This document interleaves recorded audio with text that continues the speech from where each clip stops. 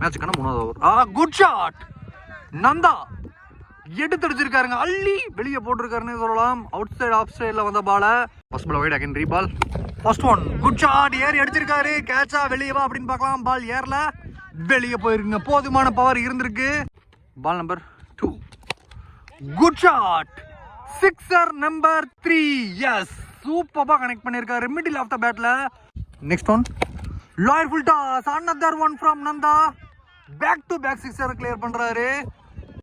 Last point போடுங்க. Reball. Good shot. பால் ஏர்ல வெளியே வா அப்படின்னு பார்க்கலாம். 6 லைன்ல. Good shot. நல்ல ஃபிளிக். பால் வெளியே போயிருக்கா.